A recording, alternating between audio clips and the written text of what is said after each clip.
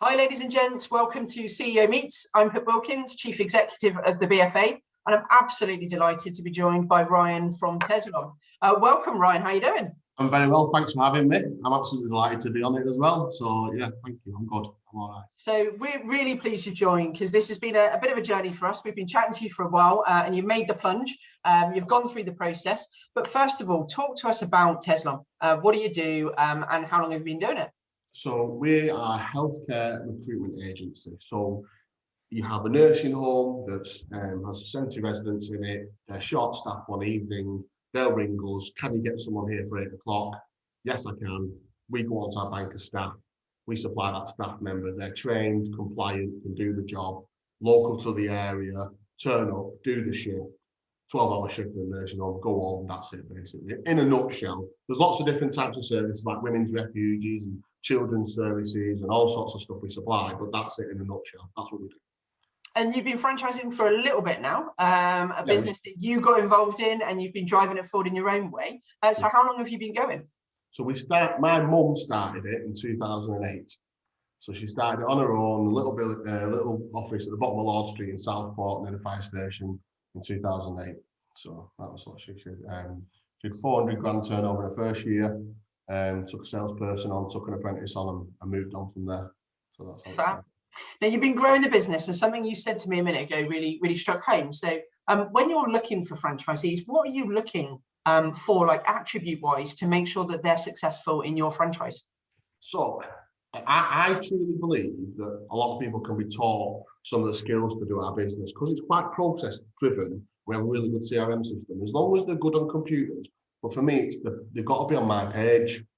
The one word that everyone talks about is culture, and I get that, but that's more like when the business is going, there's a few people in the office. I feel like you create a culture in your own office, and as long as they're on brand with the Tezlom brand, and each office might have its own culture and they've got the same goal, but for me it's got to be like that person. I've got to really get on with myself, because then I know that do you know what I mean? I've really got to like them. Yeah, I've really got to like them. So we get picked. I'm not lying to you. I'm advertising every single. I mean, type in Tezlom franchise, I've got 25 sites on at the minute.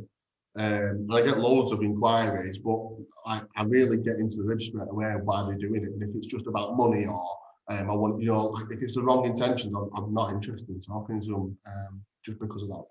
So you're absolutely looking for someone that's aligned with your values as well, right? Yeah, that's it, exactly. I just don't want like that old school money hungry.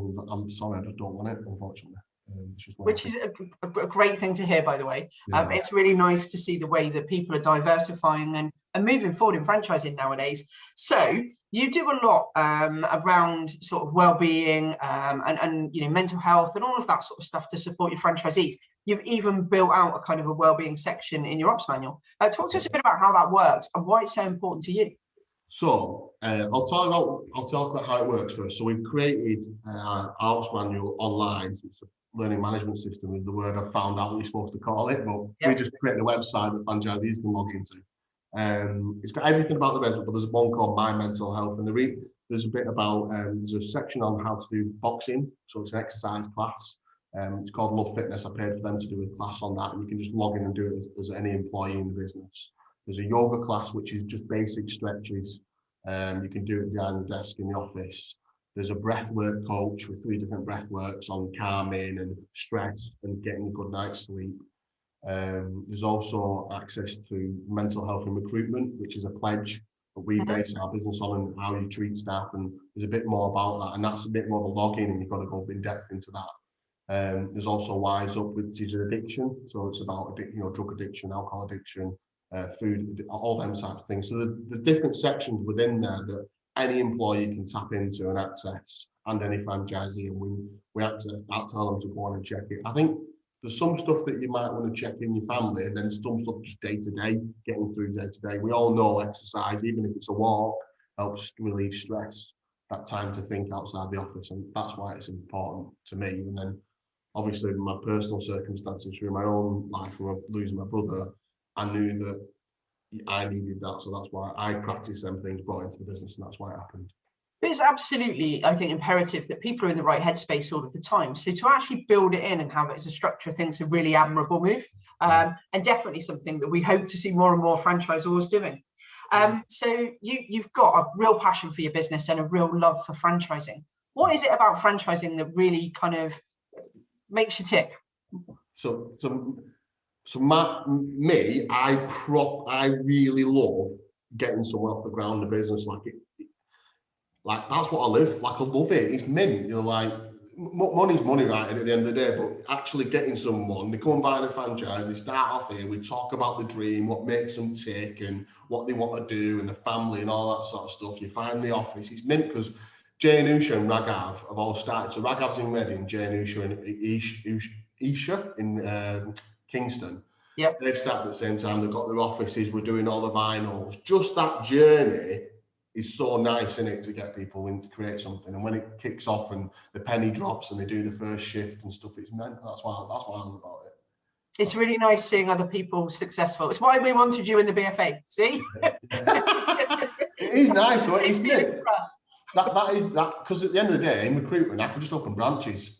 It's easy to open another branch, and we're our head office. We're tier 1 supplier for the NHS. Every major contract in the UK we supply, so Priory Group, Elysium Group, we're tier 1 from all. They love us. I could open branches all over, but the franchising bit's more exciting. I love it, a bit more passionate about it. So what are your plans for the kind of remainder of the year? What's your kind of big goals, things that you're looking to achieve? Take up the world, of course. You know, world domination. If it had a dare in me or something like that, I might say that. But I think we've just done we've ticked off everything to do with the academy, we call it, our ops manual, we call it the academy. We've got a team meeting, I said to you about our first, franchisee meetup next week. I've got 2 more franchisees to meet. And I think, we're in July now, I'd like to bring on a couple more franchisees into the end of the year. I have talked to a couple of people about going into Canada. It's quite an easy marketplace for us to go in because of the services we supply. I say easy, like it'll be a nightmare, but we can supply in Canada. But that's a pipe dream for the time being. For the time being, I think another 4 or 5 franchises this year would be really nice. Get to that first October show as well, and I think that's what this year will bring. That's brilliant. Yeah. I have one final question. I ask it to everyone that comes onto these. And for me, it's what's your top tip if someone's looking to invest in a franchise? Just a key piece of advice you give them. So obviously, if you're looking at a £250,000 franchise to a £5,000 franchise, you have to have some idea of what you can afford.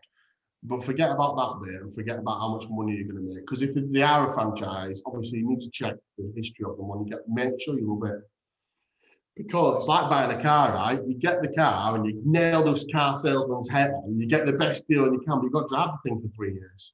So if you don't like it, like what's the point in getting the best, I've got the best deal in the world and it makes me loads of money, but you hate doing it. Because and I know, running a business is minging. So it sounds amazing, but the first few years are hard work.